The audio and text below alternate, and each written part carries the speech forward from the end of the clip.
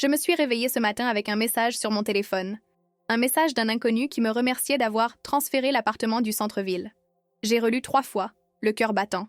Quel appartement? Quel transfert? Puis ma fille a appelé. « Maman, ne t'inquiète pas pour le message. J'ai vendu l'appartement à ta place. Tout est arrangé. Tu peux rester tranquillement à la maison de retraite. Maintenant, je vais pouvoir faire les courses sans me ruiner, vieille idiote. » Elle a raccroché. J'ai 74 ans. Je vis depuis 8 mois dans une maison de retraite à Pessac. Provisoirement, disais-je. En attendant de retourner chez moi. Dans mon appartement de la rue Esprit des Lois, à Bordeaux. Cet appartement avec vue sur la Garonne que j'ai partagé pendant 40 ans avec Henri, mon mari. Cet appartement où il est mort dans son sommeil, un matin de juillet. Cet appartement qui était tout ce qui me restait de lui. Et ma fille unique vient de le vendre. Sans me demander mon avis, sans que je signe quoi que ce soit. Quand je suis arrivée devant l'immeuble, les rideaux avaient changé. Des cartons s'empilaient sur le balcon. Une famille inconnue emménageait dans ma vie. Ma voisine m'a pris la main en pleurant. « Margot, votre fille nous a dit que vous étiez trop malade pour revenir. Mais je ne l'ai jamais cru. Pas vous. Pas comme ça. » Elle m'a raconté. Solène était venue plusieurs fois avec un homme en costume. Elle avait tout vidé en une semaine. Les meubles, les livres, les photos. Le tableau qu'Henri avait peint pour notre 20e anniversaire. Tout. Mon notaire a confirmé. L'appartement a été vendu pour 350 000 €. Une procuration portant ma signature a été produite. Mais cette procuration, je ne l'ai jamais signée. Ma fille m'a volé. Elle a falsifié ma signature. Elle a vendu mon appartement. Elle a empoché l'argent. Et elle m'a traitée de vieille idiote. La question n'est pas seulement « Comment a-t-elle pu faire ça ?» La question est « Comment en suis-je arrivée là ?» Comment ai-je élevé une femme capable d'une telle trahison? Solène a toujours été difficile, colérique, distante, jalouse de l'amour que je portais à Henri. Après son divorce, elle est devenue amère, criblée de dettes. Elle me demandait de l'argent à chaque visite. Mais jamais je n'aurais imaginé qu'elle irait jusque-là. Mon avocat m'a prévenu, prouver la fraude prendra des mois, porter plainte contre ma propre fille, la voir peut-être aller en prison, détruire ce qui reste de notre relation. Mais si je ne me bats pas, je perds tout, ma dignité, mon histoire, la preuve que j'existe encore. Alors j'ai signé la plainte, la main tremblante, le cœur brisé.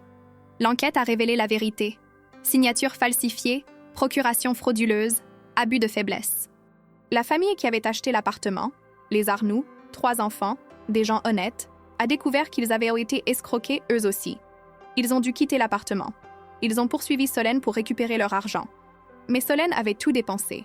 Ses dettes, une voiture, des vacances. Elle n'avait plus rien. Le jour où elle est venue me voir aux Glycines, elle avait maigri, les traits tirés. Elle m'a supplié de retirer ma plainte. « Je vais aller en prison, maman. Tu aurais dû y penser avant. Tu ne m'as jamais aimée. Jamais. Tu aimais papa. Toujours papa.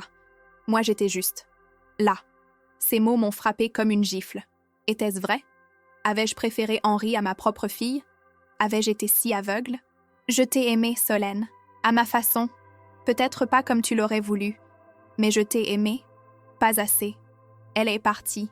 Et je suis restée seule avec une question qui me déchire. Où ai-je échoué? Le procès a eu lieu 6 mois plus tard. Le juge l'a condamnée. 2 ans avec sursis, obligation de rembourser les Arnoux, travaux d'intérêt général. Elle a pleuré en entendant le verdict. Mais avant que le juge ne prononce la sentence, il m'a demandé si je voulais prendre la parole. Je me suis levée, tremblante. Ma fille a commis une faute grave. Elle m'a volée, trahie, humiliée. Mais elle reste ma fille. Et malgré tout, je ne veux pas la voir détruite. Je veux qu'elle répare, qu'elle rembourse, qu'elle assume, mais je ne veux pas qu'elle soit brisée à jamais. À la sortie du tribunal, elle s'est approchée de moi. « Maman, merci pour ce que tu as dit. Ne me remercie pas. Répare. » Aujourd'hui, 2 ans ont passé. J'ai 76 ans. J'ai récupéré mon appartement, puis je l'ai vendu. Je ne pouvais plus y vivre. Trop de fantômes, trop de souvenirs effacés. J'ai donné 100 000 € aux Arnoux pour compenser leur douleur. J'ai mis de l'argent de côté pour mes petits-enfants. Le reste, je l'ai gardé pour vivre dignement mes dernières années. Et Solène? Solène vient me voir 2 fois par semaine. Elle travaille, elle peint, elle rembourse sa dette petit à petit. Nous parlons. Nous apprenons à nous connaître. Pour la première fois de nos vies. Le pardon n'est pas venu d'un coup. C'est un chemin. Long, douloureux. mais possible. Parce qu'au fond, nous ne sommes pas définis par nos erreurs. Nous sommes définis par notre capacité à nous relever. Je m'appelle Margot Lemaire. J'ai 76 ans. On m'a volé mon appartement. Ma fille m'a trahi. Mais je suis toujours là. Et tant que je respire, je compte encore. Comment pardonne-t-on l'impardonnable? Comment reconstruit-on ce qui a été détruit? Comment aime-t-on encore quand on a été blessé au plus profond? Cette histoire est la mienne. L'histoire d'une vieille femme qui a refusé de disparaître. L'histoire d'une mère et d'une fille qui ont failli se perdre pour toujours. L'histoire d'un appartement volé. Et d'un amour retrouvé. Je me suis réveillée avec le goût amer du café de la veille encore sur la langue. Les draps de la maison de repos. Les glycines sentaient à la lessive industrielle, ce parfum chimique de lavande qui ne trompe personne. Rien à voir avec le linge que je faisais sécher sur le balcon de mon appartement, rue Esprit des Lois, quand le vent remontait de la Garonne en apportant cette odeur de fleuve et de pierre chaude. Il était 7h23. Je sais parce que mon téléphone a vibré sur la table de nuit et j'ai ouvert les yeux en cherchant mes lunettes. La lumière de Mars filtrait à travers les rideaux beige, toujours beige, ici, comme si la couleur elle-même devait être rassurante pour les vieux. Je déteste le beige. J'ai attrapé le téléphone. Un message d'un numéro inconnu. Merci infiniment d'avoir transféré l'appartement du centre-ville. Il est magnifique. Nous emménageons ce week-end. Toute la famille est ravie. Cordialement, famille Marnoux. J'ai relu, puis encore. Les mots dansaient devant mes yeux, refusant de prendre sens. Transféré? Quel appartement? Mon cœur s'est mis à cogner dans ma poitrine. Ce battement sourd et irrégulier qui me rappelle que j'ai 74 ans et que mon corps n'est plus tout à fait fiable. L'appartement. Mon appartement. J'ai posé le téléphone. Respiré. Compter jusqu'à 10 comme le docteur Renaud me l'avait appris pour calmer mes crises d'angoisse après la mort d'Henri. Mais ça ne marchait pas. Mes mains tremblaient. J'ai regardé autour de moi. La chambre impersonnelle, le fauteuil en simili-cuir, la reproduction d'un tableau de Monet au mur, le crucifix discret au-dessus de la porte. Rien de tout cela n'était à moi. Rien ici ne m'appartenait vraiment, sauf cette petite valise sous le lit avec quelques vêtements et la photo d'Henri dans son cadre en argent. Je suis venue ici il y a 8 mois, provisoirement. C'est ce que j'avais dit à tout le monde, provisoirement. Après ma chute dans l'escalier de l'appartement, après les 3 jours à l'hôpital, après que Solène m'ait regardée avec cet air exaspéré et m'ait dit « Maman, tu ne peux plus vivre seule, c'est dangereux. » Elle avait trouvé les Glycines, une maison de repos privée à Pessac, à 20 minutes de Bordeaux en tram. Propre, bien tenue, avec un jardin et des infirmières souriantes. Juste le temps que tu récupères, avait-elle ajouté. 8 mois. Et je n'avais jamais récupéré assez pour qu'elle me ramène chez moi. J'ai rappuyé sur l'écran du téléphone, relu le message. Famille Arnoux. Emménagement ce week-end? Comment était-ce possible? Je n'avais signé aucun papier. Je n'avais parlé à aucun agent immobilier. L'appartement était à moi, inscrit à mon nom depuis 40 ans. Henri l'avait acheté en 1983, quand Solène avait 2 ans, avec l'argent de l'héritage de sa mère. 3 pièces au 3e étage, vue sur la place de la Bourse, parquet d'origine, moulures au plafond, cheminée en marbre. Notre royaume. Le téléphone a sonné. Le nom de Solène est apparu sur l'écran. Mon cœur a fait un bond. Peut-être allait-elle m'expliquer, me rassurer, me dire que c'était une erreur. J'ai décroché. Maman. Sa voix était neutre, presque froide. Tu as reçu un message des Arnoux, non? Solène, qu'est-ce que... De quoi il parle? Quel transfert? Un silence. J'entendais des bruits en fond. Une télévision, peut-être, ou la radio. Puis elle a soupiré. Ce soupir long et théâtral qu'elle fait depuis qu'elle est enfant quand elle veut me faire comprendre que je suis fatigante. Écoute, maman. Ne t'inquiète pas. J'ai vendu l'appartement à ta place. Tout est arrangé. Les papiers sont signés. L'argent est viré. Tu peux rester tranquillement à la maison de retraite, je m'occupe de tout. Maintenant, je vais pouvoir faire les courses sans me ruiner. Puis, dans un murmure que j'ai quand même entendu, elle a ajouté « Vieille idiote » et elle a raccroché. Je suis restée immobile, le téléphone contre mon oreille, écoutant la tonalité. Mes doigts se sont crispés sur l'appareil. Quelque chose s'est brisé en moi, là, dans cette chambre beige qui sentait la lavande chimique, pas mon cœur. Ça, il s'était déjà brisé quand Henri était mort. Non, c'était autre chose. Une dernière illusion. Celle que ma fille, malgré tout, m'aimait encore un peu. Vieille idiote. J'ai posé le téléphone. Mes mains tremblaient tellement que j'ai dû les serrer l'une contre l'autre. Dehors, dans le couloir, j'entendais le chariot du petit déjeuner qui grinçait sur le linoléum. Bientôt, Marianne, l'aide-soignante, allait frapper à ma porte avec son sourire professionnel et me demander si j'avais bien dormi. Elle le faisait tous les matins. Tous les matins, je répondais oui. Mais ce matin, je ne pouvais pas. Je me suis levée. Mes jambes étaient raides. Mes genoux craquaient. J'ai enfilé ma robe de chambre, celle en laine grise qu'Henri m'avait offerte pour mes 60 ans.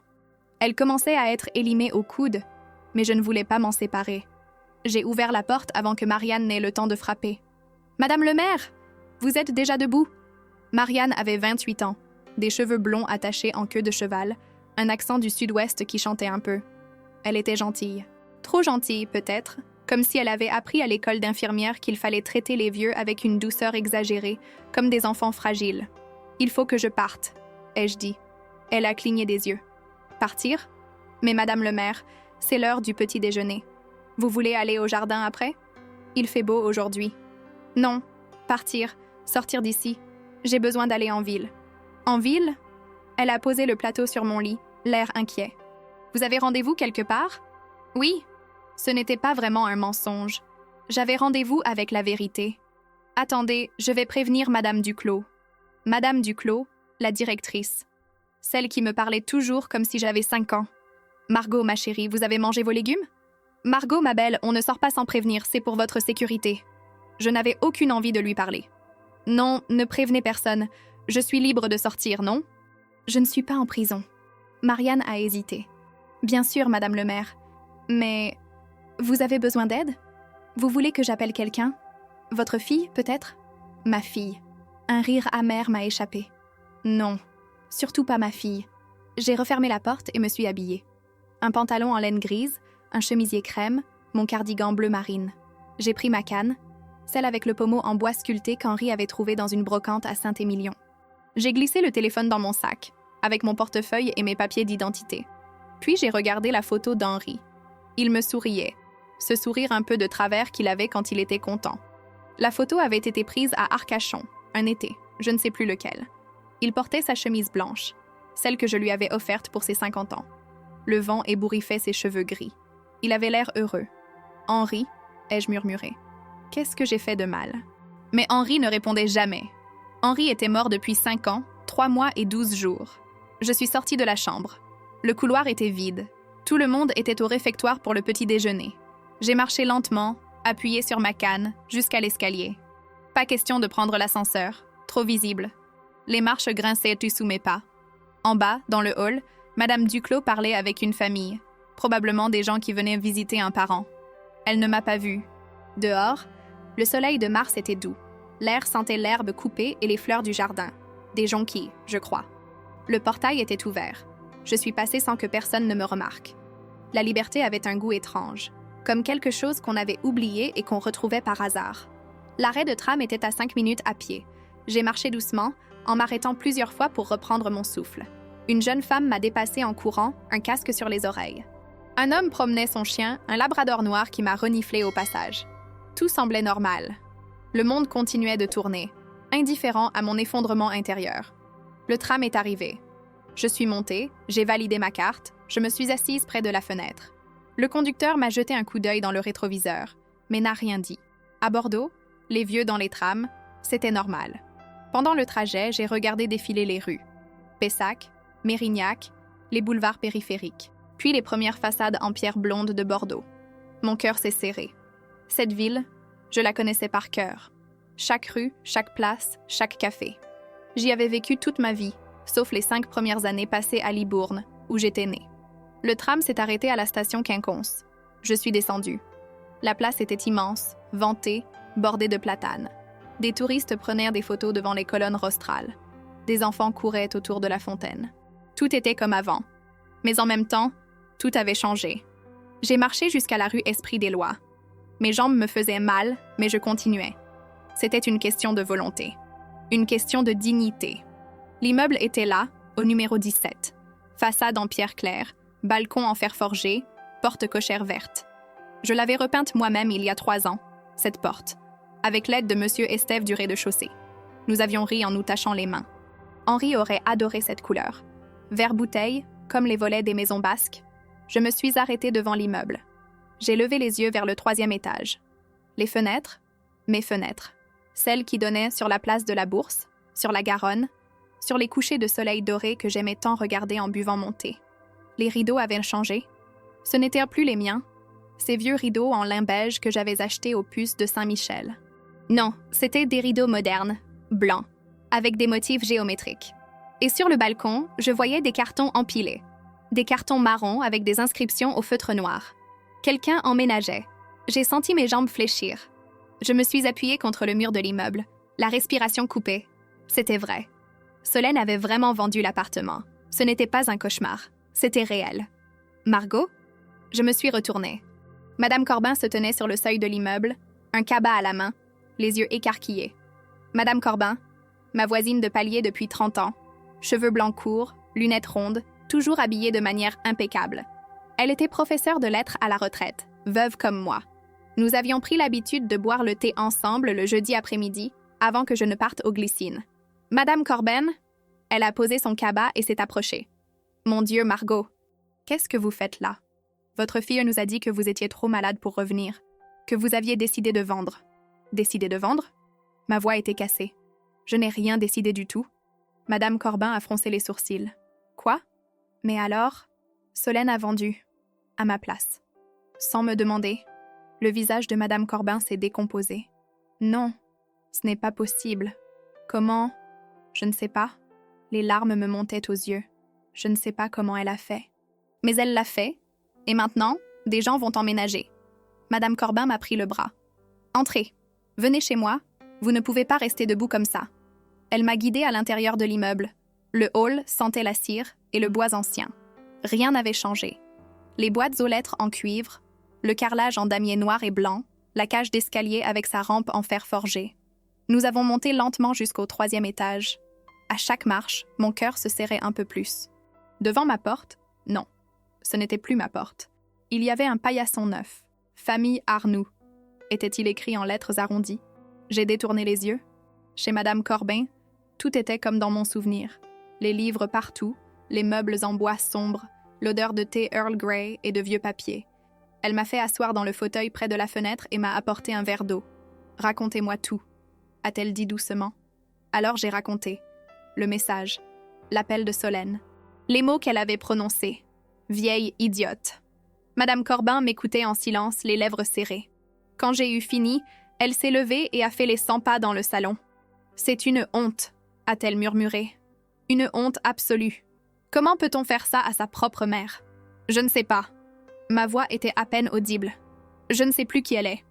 Madame Corbin s'est arrêtée devant moi. Margot, écoutez-moi. Vous devez porter plainte. C'est une fraude. Elle n'avait aucun droit de vendre votre appartement sans votre consentement. Mais comment a-t-elle fait? Comment a-t-elle pu signer à ma place? Je ne sais pas. Peut-être une procuration falsifiée. Peut-être qu'elle a soudoyé quelqu'un. Mais une chose est sûre, c'est illégal. Et vous pouvez vous battre. Me battre. L'idée me semblait épuisante. J'étais fatiguée. Si fatiguée. Mais en même temps, quelque chose en moi refusait d'abandonner. Je n'étais pas encore morte. Je n'étais pas folle. Et je n'allais pas laisser Solène me voler les dernières années de ma vie. Vous avez raison, ai-je dit enfin. Il faut que je me batte. Madame Corbin a souri tristement. Je témoignerai, Margot. J'ai tout vu. Solène est venue ici il y a 2 semaines avec un homme en costume. Ils sont entrés dans votre appartement. J'ai entendu des bruits, des meubles qu'on déplaçait, des cartons qu'on scotchait. J'ai frappé à votre porte pour demander ce qui se passait. Solène m'a répondu que vous aviez décidé de tout vendre, que vous ne reviendriez jamais. Je ne l'ai pas cru. Pas une seconde. Merci. Ma voix s'est brisée. Merci d'être là. Elle m'a serré la main. Vous n'êtes pas seule, Margot. Nous sommes tous avec vous. Monsieur Estève aussi a trouvé ça bizarre. Et Madame Hébert, au 5e, elle a vu Solène sortir avec des tableaux sous le bras, dont celui qu'Henri avait peint, vous savez, celui des voiliers. Le tableau. Henri l'avait peint pour notre 20e anniversaire de mariage.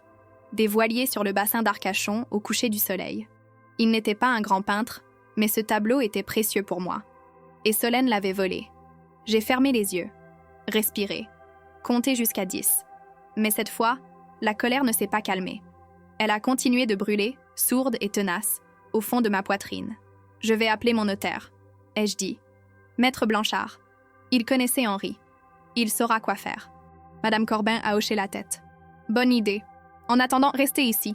Prenez une tasse de thé, reprenez des forces. Mais je ne voulais pas de thé. Je voulais comprendre. Je voulais savoir comment j'en étais arrivée là.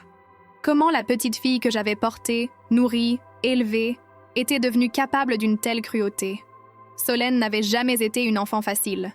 Même bébé, elle pleurait tout le temps, refusait le sein, se réveillait 10 fois par nuit. Henri disait qu'elle avait du caractère. Moi, j'étais juste épuisée. À l'école, elle se battait avec les autres enfants.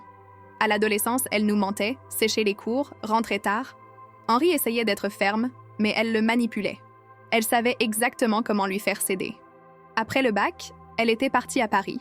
Études de commerce. Elle avait rencontré Julien, un type arrogant qui travaillait dans la finance. Il s'était marié trop vite, avait eu 2 enfants trop vite. Puis Julien était parti avec sa secrétaire. Divorce. Solène était revenue à Bordeaux, amère, criblée de dettes.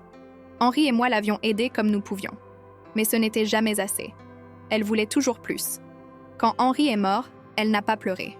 Elle est restée 3 jours après l'enterrement, puis elle est repartie. « J'ai ma vie, maman », avait-elle dit. « Je ne peux pas rester indéfiniment. » Je me souviens d'être restée seule dans l'appartement, regardant la Garonne couler sous les fenêtres, me demandant comment on pouvait être aussi seule au monde. Et maintenant, elle m'avait volé cet appartement. Elle avait volé les derniers souvenirs d'Henri. Elle avait volé ma dignité. Madame Corbin m'a tendu une tasse de thé. Je l'ai prise, même si je n'en voulais pas. Le liquide était brûlant, trop sucré. Elle avait dû mettre 3 morceaux, comme pour un enfant. « Margot », a-t-elle dit doucement, « je sais que c'est difficile, mais vous allez vous en sortir. Vous êtes plus forte que vous ne le pensez. » Était-ce vrai? J'avais 74 ans. Mes jambes me faisaient mal. Mon cœur battait trop vite. Je vivais dans une maison de retraite beige qui sentait la lavande chimique. Comment pouvais-je être forte? Mais en même temps, j'étais là. J'étais sortie des glycines. J'étais venue jusqu'ici. J'avais regardé mon appartement en face. J'avais décidé de me battre. Peut-être que c'était ça, être forte. Continuer malgré tout. Je vais rentrer aux glycines, ai-je dit en reposant ma tasse. Mais demain, j'appelle Maître Blanchard et je commence les démarches. Madame Corbin a souri. C'est bien, Margot. Très bien. Avant de partir, elle m'a donné quelque chose. Une boîte en carton, pas très grande, fermée avec du scotch. Tenez, quand Solène est venue vider l'appartement, j'ai réussi à sauver ça. Je ne savais pas si je devais vous le dire, mais maintenant, je crois que vous devez le voir. J'ai pris la boîte. Elle était légère. Qu'est-ce que c'est? Des lettres, des photos, des petites choses. Ouvrez-la quand vous serez prête. Je l'ai serrée contre moi. Merci. Merci pour tout. Dans le tram du retour, j'ai posé la boîte sur mes genoux. Je n'avais pas le courage de l'ouvrir maintenant. Pas encore. Mais je savais que je le ferais. Bientôt. Le soir tombait quand je suis rentrée aux glycines. Marianne m'attendait dans le hall, l'air inquiet. « Madame le maire !» Nous étions morts d'inquiétude. Où étiez-vous passée? En ville. Je n'avais pas envie d'expliquer. Madame Duclos veut vous voir. Demain. J'étais trop fatiguée pour affronter Madame Duclos et ses reproches maternels. Dans ma chambre, j'ai posé la boîte sur le lit. J'ai regardé la photo d'Henri. Je vais me battre, ai-je murmuré. Pour nous. Pour ce que nous avons construit ensemble. Henri a continué de sourire, silencieux et bienveillant. J'ai éteint la lumière. Dehors, la nuit de mars était douce. Quelque part, dans un appartement du centre-ville de Bordeaux, une famille préparait son emménagement. Quelque part, ma fille dormait peut-être, ou peut-être pas. Peut-être qu'elle pensait à moi. Peut-être qu'elle regrettait. Ou peut-être que non. Mais moi, je pensais à elle. Je pensais à ce que j'allais faire. Et pour la première fois depuis des mois, je ne me sentais plus tout à fait impuissante. J'étais en colère. Et la colère, c'était mieux que le désespoir. Le lendemain matin, j'ai ouvert la boîte. Je l'avais posée sur le lit, intacte, toute la nuit. J'avais tourné autour, incapable de trancher le scotch. Mais au réveil, avant même le passage de Marianne avec le chariot du petit déjeuner, j'ai décidé qu'il était temps. Mes mains tremblaient en décollant le scotch. À l'intérieur, il y avait des enveloppes jaunies, attachées par un ruban rouge. Des lettres. L'écriture d'Henri, que je reconnaîtrais entre mille. Cette écriture penchée, un peu maladroite, avec des boucles généreuses. Les lettres qu'il m'avait écrites pendant son service militaire, en 1970, quand nous étions fiancés. Je les avais gardées dans le tiroir de ma table de nuit pendant 50 ans. En dessous, une photo. Solène, peut-être 3 ans, assise sur mes genoux dans le jardin public de Bordeaux. Elle riait, les joues roses, les cheveux en bataille. Je la serrais contre moi, le visage enfoui dans ses boucles blondes. Nous avions l'air heureuses. Un châle en laine, celui que ma mère m'avait tricoté avant de mourir. Bleu nuit avec des fils dorés. Je l'avais porté le jour de mon mariage avec Henri. Et tout au fond, une petite boîte en velours. Je l'ai ouverte. La bague de fiançailles d'Henri. Celle qu'il m'avait offerte un soir de décembre, sous les lampions du marché de Noël des Quinconces. Un diamant modeste serti dans de l'or blanc. Je ne la portais plus depuis sa mort. Trop douloureux. J'ai refermé la boîte. Mes yeux piquaient. Madame Corbin avait sauvé ces fragments de ma vie. Solène avait voulu tout jeter, tout effacer. Mais ces objets existaient encore. Et moi aussi. J'ai appelé Maître Blanchard à 9 heures précises. Sa secrétaire m'a dit qu'il était en rendez-vous, mais quand elle a entendu mon nom, elle m'a passé immédiatement. « Margot ?» La voix de Maître Blanchard était chaude, rassurante. « Quelle surprise! Comment allez-vous ?»« Pas bien, maître. J'ai besoin de vous voir. C'est urgent. »« Que se passe-t-il ?»« Ma fille a vendu mon appartement, sans me demander mon avis, sans que je signe quoi que ce soit. » Un silence. Puis, « Pardon ?» Solène a vendu l'appartement de la rue Esprit-des-Lois, à ma place. « Mais c'est impossible. L'appartement est à votre nom. Elle n'a aucune procuration, n'est-ce pas? »« Non, aucune. Alors c'est une fraude ?» Sa voix s'était durcie. « Venez me voir cet après-midi. 15 heures. Apportez tous les documents que vous avez. »« Merci, maître. »« Margot ?» Il a hésité. Henri aurait été horrifié. « Nous ferons tout pour récupérer cet appartement. Je vous le promets. » J'ai raccroché. Mon cœur battait vite, mais pour la première fois depuis des jours, ce n'était pas de l'angoisse. C'était de l'espoir. Madame Duclos m'a convoquée à 11 heures. Dans son bureau, elle m'a regardée par-dessus ses lunettes comme une institutrice déçue. « Madame le maire, vous nous avez fait très peur hier. Vous ne pouvez pas partir comme ça sans prévenir. C'est dangereux. Je suis une adulte, Madame Duclos. Pas une prisonnière. Bien sûr. Mais nous sommes responsables de votre sécurité. » Ma sécurité? J'ai ri, un rire sec. Vous savez ce qui menace ma sécurité en ce moment? Ma propre fille. Elle m'a volé mon appartement. Madame Duclos a écarquillé les yeux. Quoi? Je lui ai tout raconté. Elle m'a écouté en silence, puis a secoué la tête. Mon Dieu, Margot, c'est terrible. Vous avez besoin d'aide juridique. J'ai rendez-vous avec mon notaire cet après-midi. Très bien. Elle a hésité. Écoutez, si vous avez besoin de quoi que ce soit, nous sommes là. Et vous pouvez rester aux Glycines aussi longtemps que nécessaire. Vous êtes chez vous ici. Chez moi. Non, ce n'était pas chez moi. Chez moi, c'était l'appartement de la rue Esprit-des-Lois, et j'allais le récupérer. À 15 heures, j'étais dans le bureau de Maître Blanchard, rue Judaïque, près de la place Gambetta. Le cabinet sentait le bois ciré et le vieux papier. Maître Blanchard avait 70 ans, des cheveux blancs soigneusement peignés, un costume 3 pièces gris. Il m'a serré dans ses bras comme on serre une vieille amie. « Margot, je suis désolée, vraiment désolée. » Nous nous sommes assis. J'ai sorti le message des Arnoux, les papiers de propriété de l'appartement que j'avais conservé. Maître Blanchard a tout examiné en silence, les sourcils froncés. « Bien, voici ce que nous savons. L'appartement a été vendu il y a 3 semaines. La transaction a été enregistrée chez Maître Fontaine, un notaire de Mériadec. Le prix de vente est de 350 000 €. 350 000 €.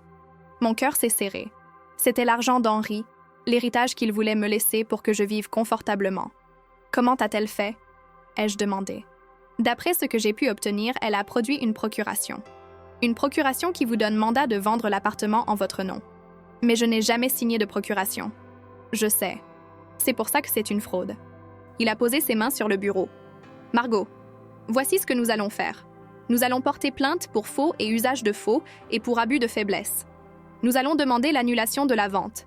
Et nous allons exiger une expertise graphologique pour prouver que la signature sur la procuration n'est pas la vôtre. Combien de temps ça va prendre? Des mois. Peut-être 1 an. 1 an? J'avais 74 ans. Qui savait si j'aurais encore 1 an devant moi? Et les Arnoux? Ai-je demandé. Ils vont perdre l'appartement? Probablement, mais s'ils sont de bonne foi, ils pourront se retourner contre Solène pour récupérer leur argent. De bonne foi. Pauvres gens. Ils avaient acheté un appartement, croyant que tout était légal. Et maintenant, ils allèrent se retrouver au milieu d'une bataille juridique. Maître Blanchard a appelé sa secrétaire. « Marie, préparez-moi une plainte pour faux et usage de faux. » et prenez rendez-vous avec un expert graphologue, le plus vite possible. » Puis, il s'est tourné vers moi. « Margot, je dois vous poser une question difficile. Êtes-vous certaine de vouloir aller jusqu'au bout? Porter plainte contre votre fille? Ce n'est pas anodin. » J'ai pensé à Solène, à son regard froid, à ses mots. Vieille idiote. J'ai pensé à l'appartement, aux souvenirs d'Henri, à la photo de Solène enfant que j'avais retrouvée dans la boîte. « Oui, ai-je dit. Je suis certaine. » Les jours suivants ont été étranges. J'ai signé la plainte. J'ai rencontré l'expert graphologue, un homme austère qui a comparé ma signature sur différents documents avec celle de la procuration. Il m'a posé des questions bizarres. Comment je formais mes lettres, si j'avais des tremblements, si quelqu'un avait déjà imité mon écriture. Puis il a promis un rapport dans 2 semaines. Pendant ce temps, j'ai reçu un appel de M. Arnoux. Il avait obtenu mon numéro je ne sais comment. Probablement par Solène. « Madame le maire ?» Sa voix était hésitante, gênée. « Je suis Jean Arnoux. Nous avons acheté votre appartement. » « Mon appartement que ma fille a vendu illégalement ?» ai-je précisé. Un silence. « Écoutez, nous ne savions pas. Votre fille nous a dit que vous étiez d'accord, que vous étiez en maison de retraite et que vous vouliez vendre. Nous avons tout fait dans les règles. Le notaire a vérifié les papiers. Je sais. Ce n'est pas votre faute, mais cet appartement est à moi et je vais le récupérer. Nous avons 3 enfants, madame. Nous avons vendu notre maison à Talence pour acheter le vôtre. Si la vente est annulée... » Sa voix s'est brisée. J'ai fermé les yeux. Qu'est-ce que Solène avait fait? Elle n'avait pas seulement détruit ma vie, elle avait détruit celle de cette famille aussi. « Monsieur Arnoux, je suis désolée. Vraiment. Mais je n'ai pas le choix. Je comprends. » Il a soupiré. « Votre fille, elle nous doit 350 000 € maintenant. Si nous ne récupérons pas l'argent, poursuivez-la en justice. C'est ce que je fais. » Il a raccroché. Je me sentais coupable, honteuse. Comme si j'étais responsable des actes de Solène. Mais je n'étais pas responsable. Elle était adulte. Elle avait choisi. 2 semaines plus tard, le rapport du graphologue est tombé. Conclusion, la signature sur la procuration était falsifiée. Quelqu'un avait imité mon écriture, probablement en s'inspirant d'anciens documents. Mais il y avait des différences. La pression du stylo, l'inclinaison des lettres, la formation des boucles. Ce n'était pas moi. Maître Blanchard a convoqué Solène. Elle a refusé de venir. Alors il a envoyé les documents au procureur. Une enquête a été ouverte. Un soir, Solène a débarqué aux Glycines. Je ne m'y attendais pas. J'étais dans ma chambre, en train de lire une lettre d'Henri, celle où il me racontait ses rêves pour notre avenir, nos voyages, notre retraite ensemble, des rêves qui ne s'étaient jamais réalisés. On a frappé à la porte. J'ai cru que c'était Marianne. Mais c'était Solène. Elle avait maigri. Ses cheveux étaient mal coiffés, ses yeux cernés. Elle portait un jean et un pull informe. Rien à voir avec la femme élégante et froide qui m'avait appelée 3 semaines plus tôt. Maman. Je ne savais pas quoi dire. Je suis restée assise sur le lit, la lettre d'Henri à la main. « Tu peux entrer ?» ai-je dit finalement. Elle est entrée, a refermé la porte.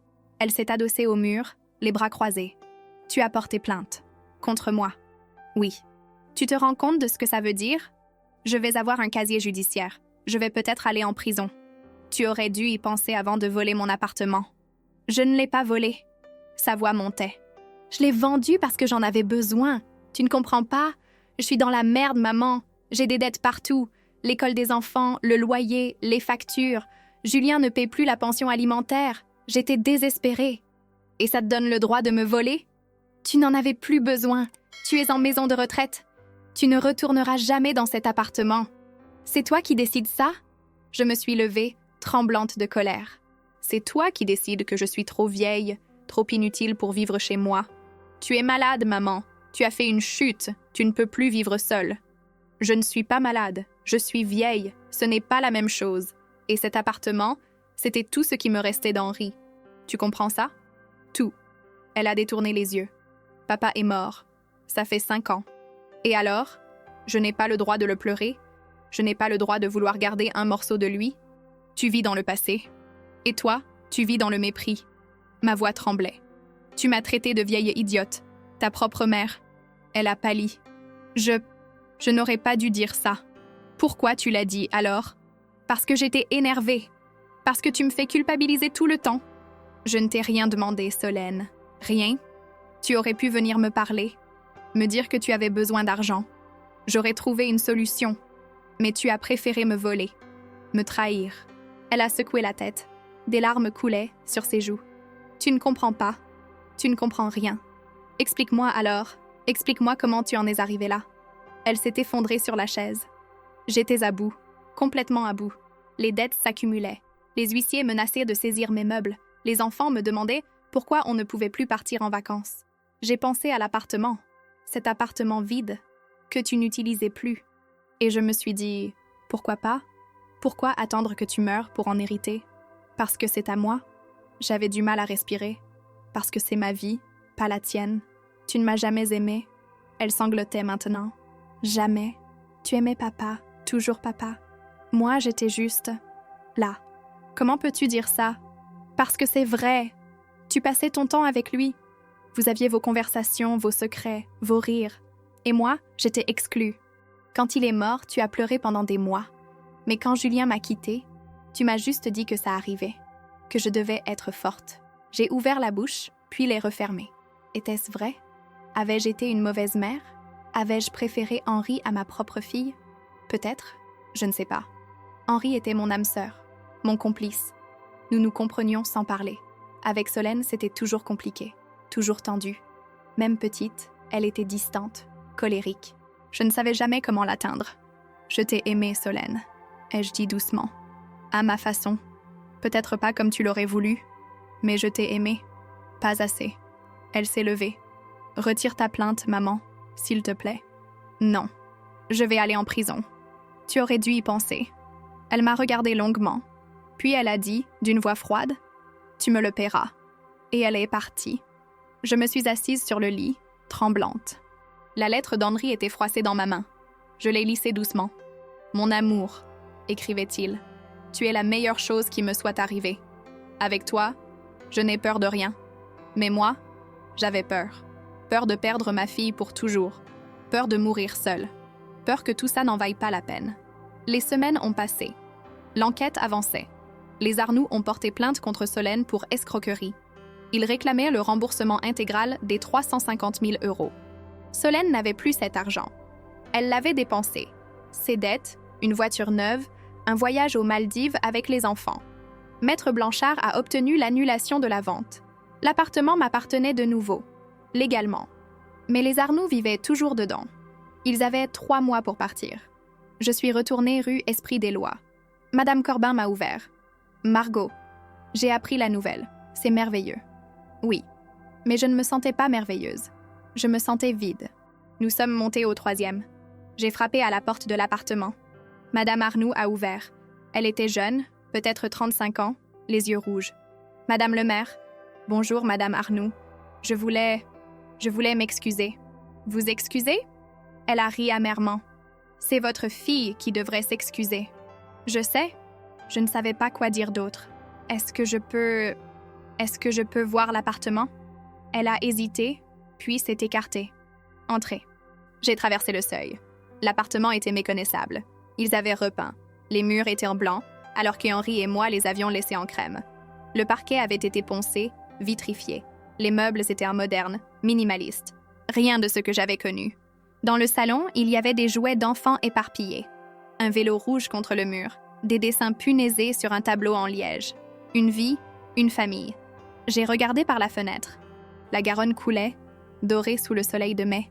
La place de la Bourse brillait. Tout était pareil. Et en même temps, tout avait changé. « C'est beau », ai-je murmuré. « Nous l'aimions », a dit Madame Arnoux derrière moi. « Nous pensions que ce serait notre maison pour toujours. Je suis désolée. Vous n'avez pas à l'être. » Sa voix était triste. « Votre fille, elle nous a menti à tous. » Je me suis retournée. « Où allez-vous aller? » On a trouvé un appartement à Talence. Plus petit, plus cher. Mais on n'a pas le choix. Elle a hésité. « Madame le maire, vous allez revenir vivre ici? » J'ai regardé autour de moi. Cet appartement que j'avais tant aimé. Ces murs qui avaient apporté ma vie. Mais cette vie n'existait plus. Henri était mort. Solène me haïssait. Mes jambes me faisaient mal. Je n'avais plus la force de monter 3 étages tous les jours. Je ne sais pas, ai-je avoué. Le procès a eu lieu en octobre, 6 mois après le message des Arnoux. 6 mois de bataille, de paperasse, de nuits blanches. J'étais épuisée. Solène est venue. Elle portait un tailleur sombre, les cheveux tirés en arrière. Elle avait l'air d'une étrangère. Son avocat a plaidé les circonstances atténuantes. Mère célibataire, difficultés financières, détresse psychologique. Le procureur a demandé 2 ans de prison avec sursis et une amende. Le juge m'a demandé si je voulais prendre la parole. Je me suis levée, appuyée sur ma canne. Tous les regards étaient retournés vers moi. Ma fille a commis une faute grave, ai-je dit. Ma voix tremblait, mais je continuais. Elle m'a volé. Elle m'a menti. Elle m'a trahi. Mais elle reste ma fille. Et malgré tout, je ne veux pas la voir en prison. Je veux qu'elle répare, qu'elle rembourse les Arnoux, qu'elle assume ses actes. Mais je ne veux pas la détruire. Le juge a hoché la tête. Puis il a rendu son verdict. 2 ans de prison avec sursis, obligation de rembourser les Arnoux, travaux d'intérêt général. Solène a pleuré. À la sortie du tribunal, elle s'est approchée de moi. « Maman, ne dis rien. Merci pour ce que tu as dit. Je l'ai regardée. Cette femme qui était ma fille, cette étrangère que je ne reconnaissais plus. Je t'ai donné une chance, Solène. Ne la gâche pas. » Elle a hoché la tête puis s'est éloignée. Je suis rentrée au Glycine ce soir-là. Dans ma chambre beige qui sentait la lavande chimique, j'ai ouvert la boîte que Madame Corbin m'avait donnée. J'ai pris la photo de Solène enfant, cette petite fille qui riait sur mes genoux. Où était-elle partie? Où étions-nous partis, toutes les deux? Je ne savais pas si je reverrais Solène. Je ne savais pas si nous pourrions réparer ce qui était cassé. Mais j'avais fait ce que je devais faire. J'avais défendu ma dignité. J'avais récupéré mon appartement. Et maintenant, il fallait décider quoi en faire. Les semaines après le procès ont été étranges. Je vivais dans un entre-deux, suspendu entre ce qui avait été et ce qui pourrait être. L'appartement m'appartenait de nouveau, légalement, mais les Arnoux y habitaient encore jusqu'à la fin du mois. Je restais au Glycine, dans cette chambre beige que je détestais, attendant quelque chose sans savoir quoi. Madame Duclos m'a proposé de déménager dans une chambre plus grande, avec vue sur le jardin. J'ai refusé. À quoi bon? Je ne comptais pas rester. Enfin, c'est ce que je me disais. Mais chaque jour qui passait, je trouvais une excuse pour ne pas retourner rue Esprit-des-Lois. Mes jambes me faisaient mal. Le temps n'était pas favorable. J'avais rendez-vous chez le médecin. Des mensonges que je me racontais pour ne pas affronter la vérité. J'avais peur. Peur de retrouver cet appartement vide. Peur d'y être seule. Peur que les souvenirs d'Henri me submergent. Peur de mourir là-bas sans que personne ne le sache pendant des jours. Un matin de novembre, j'ai reçu une lettre. L'enveloppe était blanche, sans adresse d'expéditeur. À l'intérieur, une feuille de papier couverte d'une écriture que je connaissais, celle de Solène. « Maman, je ne sais pas si tu liras cette lettre. Je ne sais même pas si tu veux encore entendre parler de moi. Mais j'ai besoin de te dire certaines choses. Je suis désolée. Je sais que ces mots sont insuffisants, qu'ils ne réparent pas rien. Mais c'est tout ce que j'ai. Je suis désolée de t'avoir volé. Je suis désolée de t'avoir trahi. Je suis désolée de t'avoir appelée vieille idiote. Ces mots me hantent tous les jours. Après le procès, j'ai beaucoup réfléchi. J'ai consulté une psychologue. Elle m'a aidée à comprendre des choses sur moi, sur nous, sur notre relation. Tu avais raison. J'étais jalouse de papa. J'étais jalouse de votre complicité, de votre amour. Je me sentais exclue. Et quand il est mort, j'ai été soulagée. Oui, soulagée. Parce que je pensais qu'enfin, tu me verrais. Mais tu ne m'as pas vue. Tu as continué de pleurer, papa, de vivre avec son fantôme. Et moi, je suis devenue invisible. Je ne dis pas ça pour t'accuser. Je dis ça pour expliquer, pour que tu comprennes que ma colère ne venait pas de nulle part. Mais ma colère ne justifie rien. Ce que j'ai fait est impardonnable. Je travaille maintenant, 2 emplois. Le matin, je suis caissière dans un supermarché. L'après-midi, je fais le ménage dans des bureaux. C'est dur, mais je dois rembourser les Arnoux. Ça va me prendre des années. Peut-être 10, mais je le ferai. Les enfants me demandent de tes nouvelles. Je ne sais pas quoi leur dire. Je leur ai menti pendant trop longtemps. J'ai fini par leur dire la vérité, que j'avais volé ta maison, que tu m'avais porté en justice, que j'étais une mauvaise personne. Ils ont pleuré. Ils ont honte de moi. Je le mérite. Je ne te demande pas de me pardonner. Je ne te demande rien. Je voulais juste que tu saches que je regrette, que je t'aime, même si je ne l'ai jamais bien montré, que tu me manques. Ta fille, Solène. J'ai relu la lettre 3 fois. Mes mains tremblaient.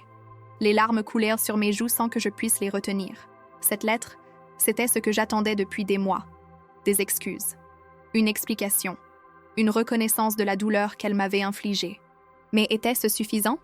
Pouvais-je pardonner? Je ne savais pas. J'ai gardé la lettre dans la poche de mon cardigan pendant plusieurs jours. Je la touchais parfois, pour m'assurer qu'elle était toujours là. comme une preuve que Solène existait encore, quelque part, qu'elle n'avait pas complètement disparu dans la noirceur qui l'avait engloutie. La veille du départ des Arnoux, je suis retournée à l'appartement. Madame Corbin m'accompagnait. Elle avait insisté. « Vous ne devez pas y aller seule, Margot. Pas la première fois. » Nous avons pris le tram ensemble. Elle me parlait de tout et de rien. De son fils qui vivait à Lyon, de sa petite fille qui venait de naître, du nouveau boucher qui s'était installé rue Sainte-Catherine. Je l'écoutais d'une oreille distraite, le cœur battant de plus en plus fort à mesure que nous approchions du centre-ville. Quand nous sommes arrivés devant l'immeuble, j'ai levé les yeux. Les fenêtres du 3e étage étaient grandes ouvertes. Je voyais des silhouettes bouger à l'intérieur. Les Arnoux préparèrent leur carton. « Vous êtes prête ?» a demandé Madame Corbin. « Non, mais je n'ai pas le choix. » Nous sommes montés. À chaque marche, je sentais le poids des années s'accumuler sur mes épaules. Ce n'était plus mon escalier. Ce n'était plus mon immeuble. Tout m'était devenu étranger. Madame Arnoux nous a ouverts. Elle avait attaché ses cheveux en chignon, portait un vieux jean et un t-shirt taché de poussière. Derrière elle, l'appartement était un chaos de cartons, de meubles démontés, de sacs poubelles. Les enfants couraient entre les pièces en criant « Madame le maire !» Elle a esquissé un sourire fatigué. « Entrez !» J'ai franchi le seuil. L'odeur avait changé. Ça ne sentait plus Henri, plus nous. Ça sentait le carton, la poussière, la fin de quelque chose. J'ai marché lentement dans le salon. Les murs blancs me faisaient mal aux yeux. Le parquet brillait, impersonnel. La cheminée en marbre était toujours là, mais on avait enlevé le miroir qui la surmontait. À la place, un rectangle plus clair dans la peinture. « Nous avons presque fini », a dit Madame Arnoux. « Demain matin, les déménageurs viennent chercher le reste. Prenez votre temps. » Ma voix était rauque. Elle m'a regardée avec quelque chose qui ressemblait à de la pitié. « Vous savez, malgré tout ce qui s'est passé, nous avons été heureux ici, pendant ces quelques mois. C'est un bel appartement, plein de lumière. On sentait qu'il avait été aimé. » J'ai hoché la tête, incapable de parler. Les enfants, venez dire au revoir à Madame le maire, a-t-elle appelé. 2 petites filles sont apparues, 6 et 8 ans peut-être, avec des nattes brunes et des yeux curieux. Elles m'ont regardée avec une méfiance d'enfant. « C'est la dame de l'appartement ?» a demandé la plus jeune. « Oui, Chloé, c'est son appartement. »« Pourquoi on doit partir alors ?» Madame Arnoux a échangé un regard gêné avec moi. « Parce que c'est compliqué, ma chérie. C'est à cause de la méchante dame qui a menti. » Mon cœur s'est serré. La méchante dame. Solène. « Oui, ai-je dit doucement. C'est à cause d'elle, mais ce n'est pas votre faute. Ni celle de votre maman. C'est la faute de ma fille. » Chloé m'a dévisagée. « Votre fille est méchante ?» J'ai souri tristement. « Parfois, oui, mais elle est aussi triste et perdue. » Pourquoi elle a fait ça? Je ne sais pas, ma chérie. Peut-être parce qu'elle avait peur. Peut-être parce qu'elle ne savait pas comment demander de l'aide. La petite a réfléchi, puis a dit « Maman dit qu'il faut toujours demander de l'aide quand on en a besoin. Sinon, on fait des bêtises. » Ta maman a raison. Madame Corbin m'a touché le bras. « Margot, vous voulez voir les autres pièces ?» J'ai acquiescé. Nous sommes passés dans la chambre. Celle où Henri et moi avions dormi pendant 40 ans. Celle où il était mort, un matin de juillet, dans son sommeil, sans prévenir. Je m'étais réveillée à côté de lui, j'avais posé ma main sur sa poitrine et je n'avais senti aucun battement. La chambre était vide maintenant. Juste un matelas posé à même le sol, quelques valises ouvertes. Les murs avaient été repeints en gris clair. La fenêtre donnait toujours sur l'arrière, sur la petite cour intérieure avec son magnolia centenaire. Je me suis approchée de la fenêtre. Le magnolia était en fleurs. Des fleurs blanches, grandes comme des mains, qui embaumaient. Henri aimait ce magnolia. Il disait que c'était un arbre qui avait vu passer des générations, qui serait là longtemps après nous. « Henri », ai-je murmuré, « qu'est-ce que je dois faire ?» Le magnolia n'a pas répondu, mais j'ai senti quelque chose se desserrer dans ma poitrine, comme si une décision se prenait malgré moi. Nous sommes restés encore 1 heure. Madame Arnoux nous a offert du thé, assis sur des cartons dans le salon. Elle nous a raconté leur nouvelle vie à Talence, l'école des filles, le trajet de son mari qui serait plus long. Elle essayait d'être positive, mais je voyais bien qu'elle était brisée. « Je suis désolée », ai-je dit encore une fois. « Arrêtez de vous excuser, Madame le maire.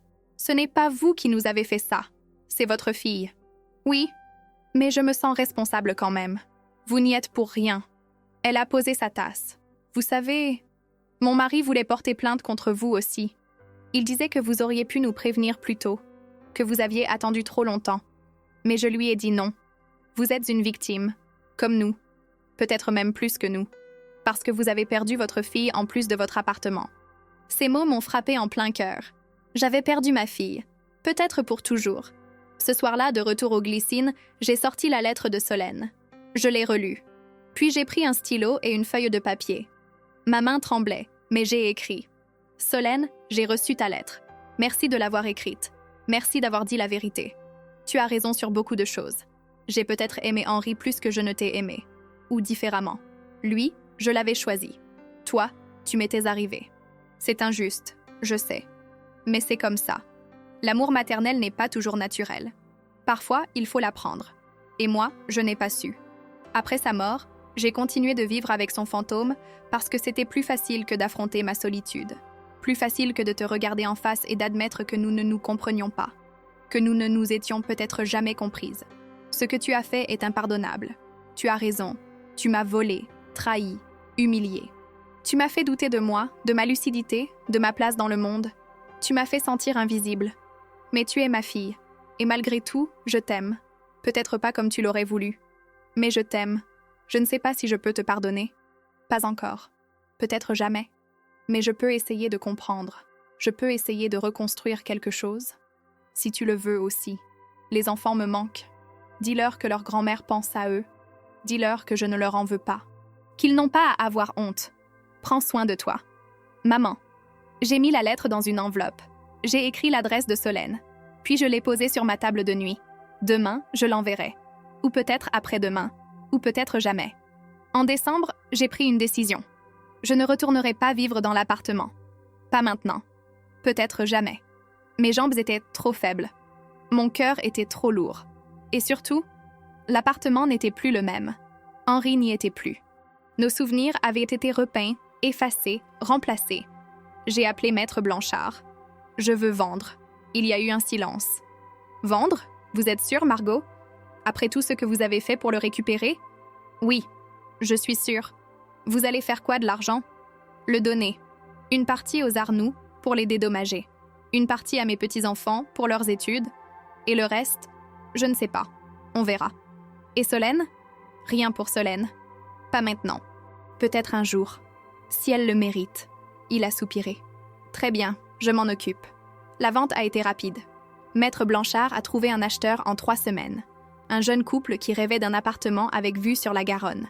Ils ont visité, sont tombés amoureux, ont fait une offre immédiatement. 380 000 €, plus que ce que Solène avait obtenu. J'ai signé les papiers sans hésiter. Puis j'ai demandé à Maître Blanchard de virer 100 000 € aux Arnoux. Dites-leur que c'est un dédommagement, pour tout ce qu'ils ont traversé. Il m'a regardé, surpris. « Margot, vous n'êtes pas obligée? Je sais, mais je le veux. » Quand Madame Arnoux a reçu le virement, elle m'a appelée en pleurant. « Madame le maire, je ne sais pas quoi dire. C'est trop. Ce n'est pas assez. Mais c'est ce que je peux faire. Utilisez cet argent pour reconstruire, pour donner un foyer à vos filles. Merci.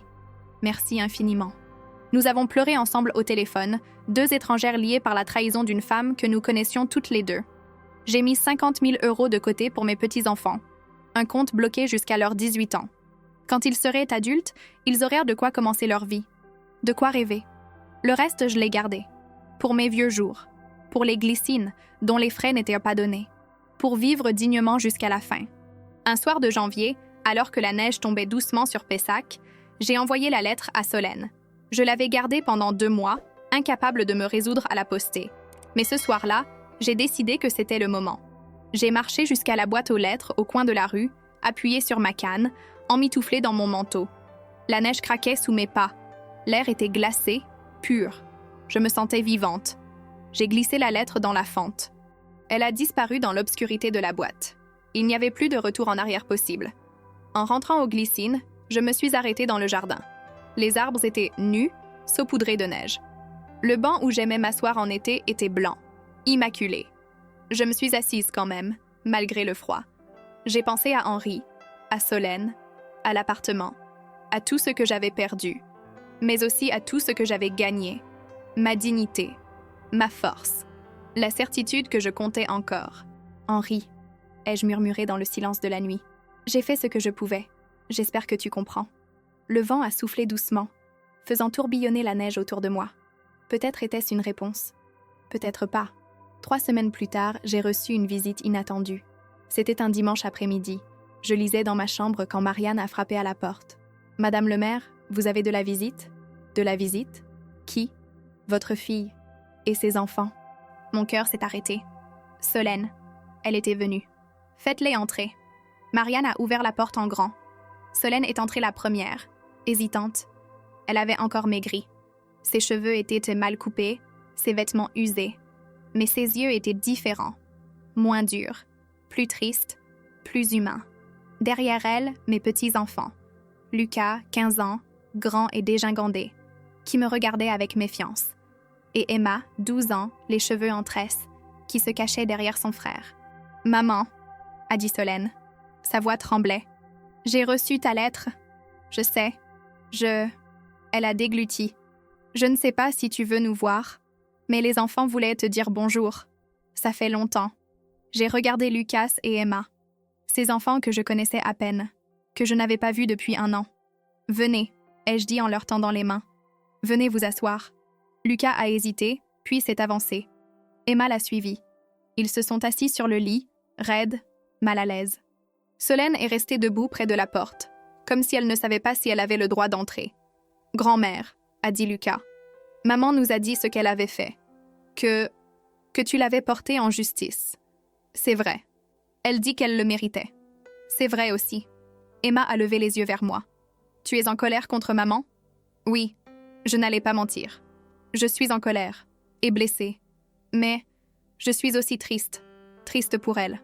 Triste pour nous. « Tu vas la pardonner ?» a demandé Lucas. « Je ne sais pas. » J'ai regardé Solène. Elle avait les larmes aux yeux. « Le pardon, ce n'est pas quelque chose qui arrive comme ça. C'est un chemin. Long. Difficile. Maman travaille beaucoup maintenant, » a dit Emma. Elle est fatiguée tout le temps, mais elle dit qu'elle doit réparer. C'est bien. J'ai touché la main d'Emma.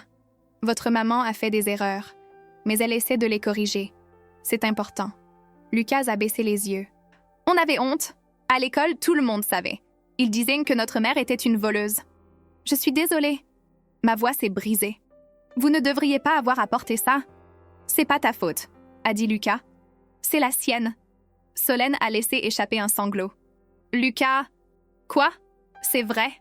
Il s'est tourné vers elle, les yeux brillants de colère. Tu as tout gâché. Grand-père serait tellement déçu de toi. Je sais, a chuchoté Solène. Je sais. Le silence est tombé. Emma a posé sa tête sur mon épaule.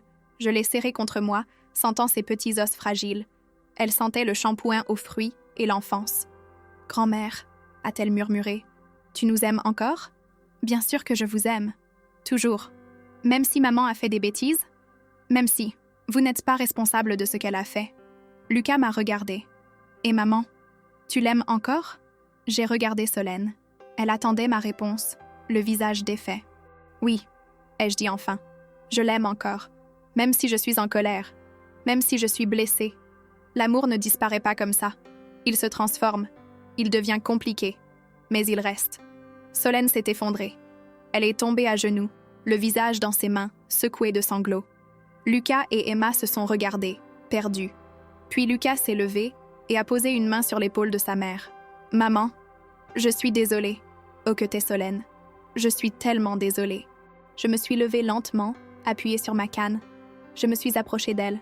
J'ai posé ma main sur sa tête, comme je le faisais quand elle était petite et qu'elle pleurait. « Je sais, » ai-je dit doucement. « Je sais. » Nous sommes restés comme ça un long moment, mère et fille, bourreau et victime, 2 femmes brisées essayant de retrouver un chemin l'une vers l'autre. Puis Solène s'est levée. Elle m'a regardée dans les yeux. Je vais rembourser les Arnoux, jusqu'au dernier centime. Ça va prendre des années, mais je le ferai. Et je veux te rembourser aussi, pour l'appartement. Je n'ai pas besoin de ça. Si, j'en ai besoin moi, pour me racheter. J'ai hésité. Puis j'ai dit, d'accord. Mais pas en argent. Remboursez-moi autrement. Comment ? Viens me voir, 1 fois par semaine, avec les enfants. Parlons. Apprenons à nous connaître. Pour de vrai cette fois. Solène a hoché la tête, les larmes coulant sur ses joues. D'accord, je te le promets. Les semaines sont devenues des mois. Solène a tenu sa promesse. Elle venait tous les dimanches avec Lucas et Emma. Au début, c'était maladroit. Nous ne savions pas quoi nous dire. Les silences étaient longs, pesants, mais peu à peu nous avons appris. J'ai appris que Solène aimait la peinture, qu'elle rêvait d'exposer un jour dans une galerie, qu'elle avait abandonné ce rêve quand elle s'était mariée. Elle a appris que j'avais été danseuse avant de rencontrer Henri, que j'avais dansé dans des cabarets bordelais pendant 3 ans, que j'avais arrêté parce que mes parents trouvaient ça indécent. Nous avons découvert que nous aimions toutes les deux Chopin, que nous détestions les épinards, que nous avions peur du noir. Lucas m'a montré ses dessins. Il voulait être architecte. Emma m'a raconté ses histoires inventées, peuplées de princesses et de dragons. Je leur ai parlé d'Henri, de notre rencontre dans un bal populaire à Libourne, de notre premier baiser sous un platane, un soir d'été, de nos 40 ans de mariage, pas toujours facile, mais toujours vrai. Solène écoutait, les yeux brillants. Je ne savais pas tout ça. Tu ne m'as jamais demandé. Je sais. Elle a baissé la tête. J'étais trop occupée à t'en vouloir pour essayer de te comprendre. Et moi, j'étais trop occupée à survivre à la mort d'Henri pour te voir souffrir. Nous avons pleuré ensemble ce jour-là. Pour tout ce temps perdu. Pour toutes ces années où nous avions vécu côte à côte sans jamais nous toucher vraiment. Au printemps, j'ai quitté les Glycines. Pas pour retourner dans l'appartement. Il avait été vendu. Mais pour emménager dans un petit studio au rez-de-chaussée d'une résidence pour seniors, rue du Palais Gallien. Une pièce, une kitchenette, une salle de bain adaptée. Suffisant pour moi. Et surtout, je pouvais recevoir. Le dimanche suivant mon emménagement, Solène et les enfants sont venus. Nous avons mangé des cannelés achetés chez Bayardran. Nous avons bu du thé. Nous avons ri en regardant de vieilles photos que Madame Corbin m'avait rendues. Sur l'une d'elles, Solène avait 3 ans. Elle portait une robe à smock, des couettes blondes. Elle tirait la langue à l'objectif. « J'étais insupportable », a-t-elle dit en souriant. « Tu étais vivante ?» ai-je corrigé. En juillet, nous sommes allés à Arcachon, toutes les 4. Solène avait réussi à prendre 2 jours de congé. Nous avons loué un petit appartement près de la plage. Lucas et Emma ont construit des châteaux de sable. Solène et moi avons marché le long de la jetée, pieds nus, l'eau tiède léchant nos chevilles. « Maman », a dit Solène, « je voulais te dire quelque chose. » Quoi? J'ai commencé à peindre. Le soir, après le travail, juste un peu, mais ça me fait du bien. C'est merveilleux. Tu voudrais voir? J'adorerais. Elle m'a montré des photos sur son téléphone. Des paysages, surtout. La Garonne au coucher du soleil, la place de la Bourse sous la pluie, le marché des Capucins un dimanche matin. Ils sont magnifiques, ai-je murmuré. Tu trouves? Elle avait l'air d'une enfant cherchant l'approbation. Oui, tu as du talent, Solène. Tu as toujours eu du talent. Elle a souri. Un vrai sourire, qui a illuminé son visage. Ce soir-là, nous avons mangé des huîtres sur la terrasse. Le soleil se couchait sur le bassin, incendiant l'eau. Emma s'est endormie sur mes genoux. Lucas parlait de son projet d'école, une maquette de la Cité du Vin. Solène m'a regardée. Merci, maman, pour tout ça, pour nous avoir donné une chance. C'est toi qui l'as saisie, mais tu me l'as offerte. Tu aurais pu nous tourner le dos, me haïr pour toujours. Je t'ai haï, pendant un temps. Je caressais les cheveux d'Emma. Mais la haine, c'est épuisant. Et je suis vieille. Je n'ai plus l'énergie. Tu n'es pas vieille, a dit Solène doucement. Si, je le suis. Et c'est bien comme ça. J'ai regardé l'horizon. Vieillir, c'est accepter que certaines choses sont finies, mais c'est aussi découvrir que d'autres commencent. Elle a posé sa tête sur mon épaule. Nous sommes restés comme ça, en silence, regardant la nuit tomber sur le bassin d'Arcachon. En octobre, 1 an après le procès, Solène m'a invitée chez elle pour la première fois. Elle vivait dans un petit appartement à Bègle, au 2e étage d'un immeuble années 70. 2 chambres, un salon-cuisine, une salle de bain minuscule. Mais c'était propre, rangé, lumineux. Les murs du salon étaient couverts de ses peintures. Des dizaines, certaines encadrées, d'autres simplement punaisées. Je me suis arrêtée devant chacune, les yeux écarquillés. « Solène, c'est toi qui as fait tout ça? » « Oui. » Elle se tenait derrière moi, nerveuse. Je peins tous les soirs, parfois jusqu'à minuit. Ça me vide la tête. Il y avait des paysages urbains, des portraits, des natures mortes. Mais ce qui m'a frappée, c'était la lumière. Chaque tableau était baigné d'une lumière dorée, mélancolique, magnifique. C'est la lumière de Bordeaux, ai-je murmuré. Celle de la fin d'après-midi, celle qu'Henri adorait. Solène s'est approchée. Oui, j'essaie de la capturer. Cette lumière qui transforme tout, qui rend les choses plus belles qu'elles ne sont vraiment. J'ai touché doucement un tableau, Un vieil immeuble en pierre, rue Sainte-Catherine. Les fenêtres brillaient comme de l'or. Tu devrais exposer. Exposer? Elle a ri. Qui voudrait voir mes tableaux? Moi.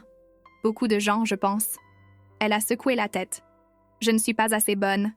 Si, tu l'es. Je me suis tournée vers elle. Solène, tu as du talent. Un vrai talent. Ne le gâche pas. Ses yeux se sont remplis de larmes. Tu crois vraiment? J'en suis certaine. Ce soir-là, nous avons mangé une quiche lorraine qu'elle avait préparée.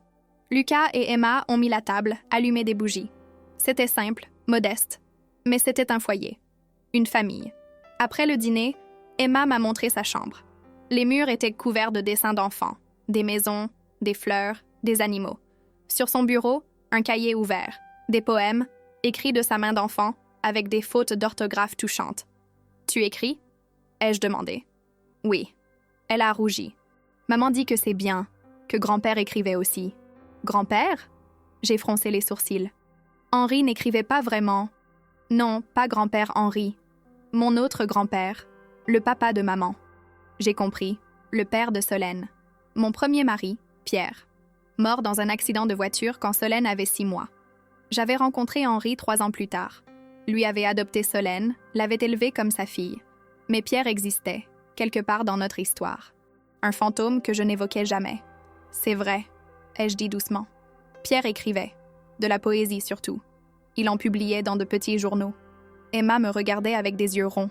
Tu as gardé ses poèmes? Non. Tout a été perdu dans le déménagement. J'ai hésité. Mais je me souviens de certains. Si tu veux, je peux essayer de les réécrire. De mémoire. Oui, s'il te plaît.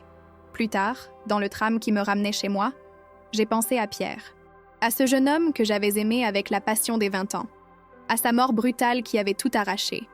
J'avais enfoui ce souvenir si profondément que j'avais presque oublié qu'il avait existé. Mais Emma venait de le faire remonter. Et étrangement, ça ne faisait pas mal. C'était doux. Comme de retrouver une vieille photo jaunie au fond d'un tiroir. En novembre, Solène a remboursé 10 000 € aux Arnoux. C'était le premier versement. Il lui en restait 90 000 à rembourser. Mais c'était un début.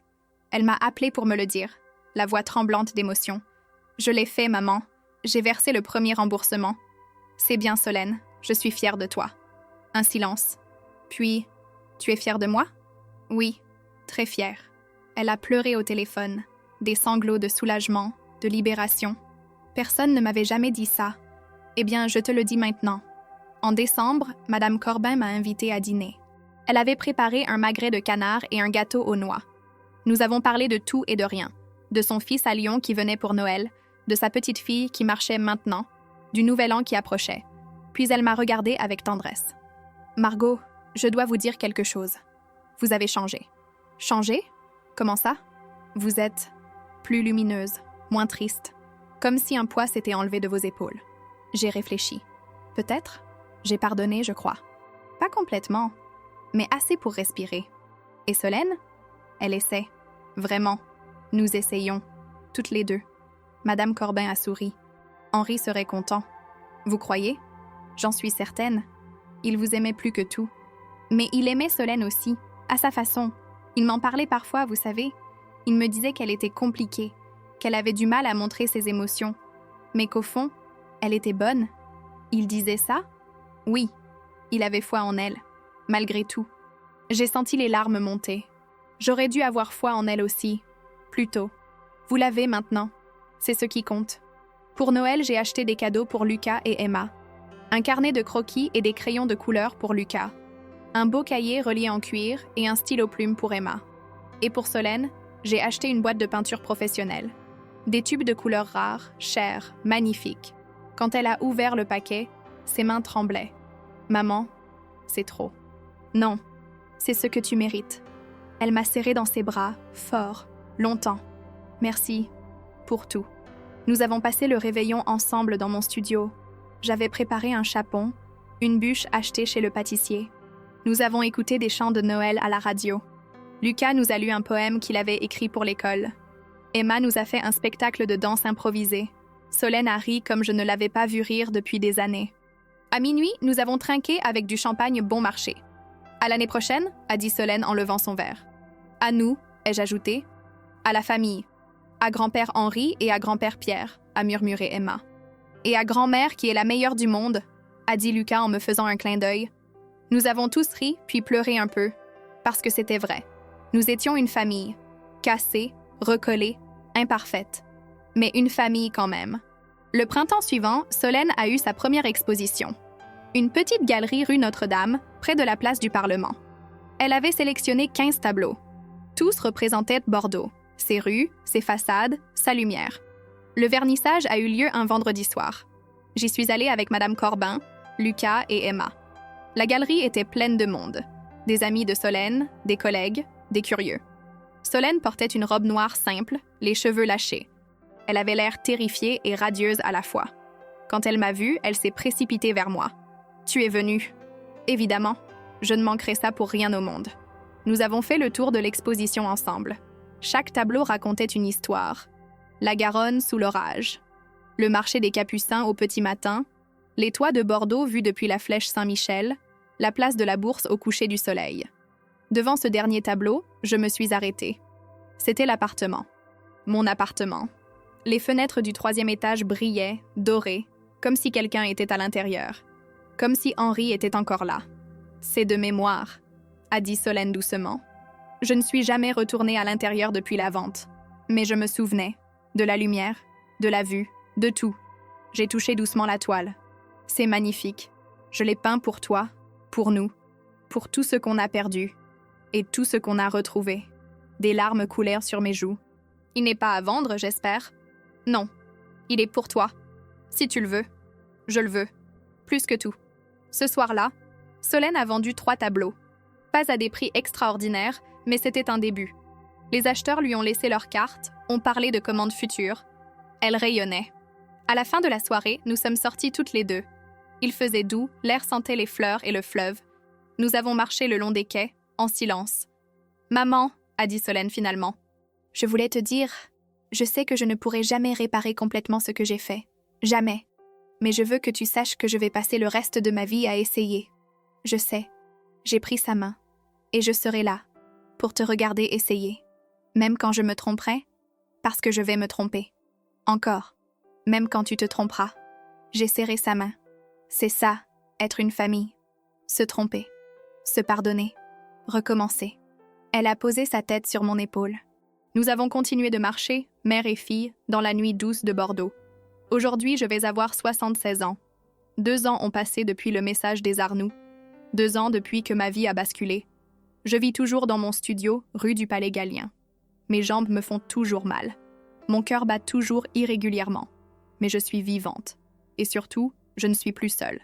Solène vient me voir 2 fois par semaine maintenant. Nous prenons le thé, nous parlons de ses peintures, de ses projets.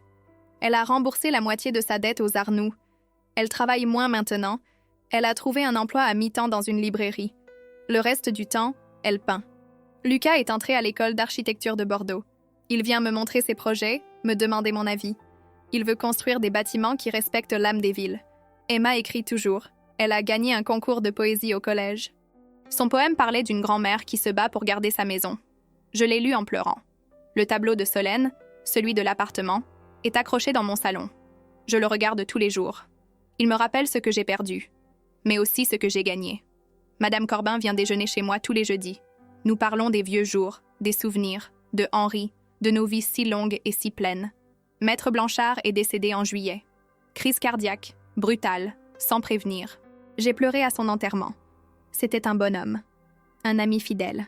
Les Arnoux m'envoient une carte tous les ans à Noël.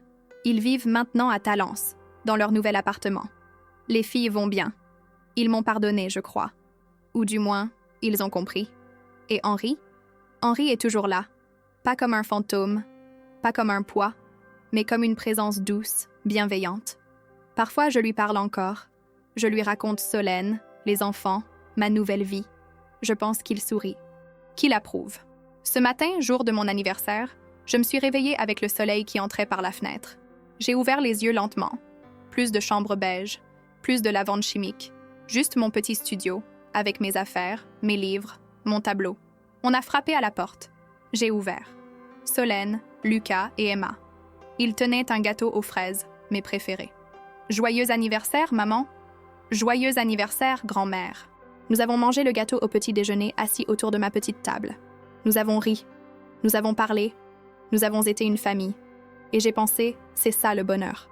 Pas l'absence de douleur. Pas l'oubli du passé. Mais la capacité de continuer malgré tout. De construire quelque chose de nouveau sur les ruines de l'ancien. J'ai perdu mon appartement. J'ai perdu Henri. J'ai presque perdu ma fille. Mais j'ai retrouvé quelque chose de plus précieux. La certitude que je compte. Que ma vie a du sens. Que l'amour, même blessé, même imparfait, peut survivre. Solène m'a offert un nouveau carnet. Pour que tu écrives tes souvenirs, maman. Tout ce que tu nous racontes. Sur papa, sur Pierre, sur ta jeunesse. Je veux que tout ça existe. Que les enfants le sachent. Que ça ne meure pas avec toi. Je ne suis pas écrivain, ai-je protesté. Tu es une conteuse. C'est différent, mais c'est tout aussi important. Ce soir, après leur départ, j'ai ouvert le carnet. J'ai pris un stylo et j'ai commencé à écrire. Je m'appelle Margot Lemaire. J'ai 76 ans et voici mon histoire. L'histoire d'une femme qui a failli tout perdre, mais qui a choisi de se battre, de pardonner, de recommencer. L'histoire d'un appartement volé, d'une fille égarée, d'une mère blessée. Mais surtout, l'histoire d'un pardon. Difficile, douloureux, mais possible. Parce qu'au fond, nous ne sommes pas définis par nos erreurs, ni par nos pertes. Nous sommes définis par notre capacité à nous relever, à tendre la main, à dire « je te pardonne » et surtout « je me pardonne ». Dehors, la nuit tombe sur Bordeaux. Les lumières s'allument une à une. La ville brille, dorée, belle, éternelle. Et moi, je suis là, vivante, entière, libre. J'ai 76 ans et ma vie continue. Fin, je me suis réveillée avec un message. Merci d'avoir transféré l'appartement du centre. Il est magnifique. J'étais confuse jusqu'à ce que ma fille appelle et dise « J'ai vendu à votre place. Tout est arrangé. Vous pouvez rester à la maison de retraite. Je vais faire les courses. Vieille idiote. »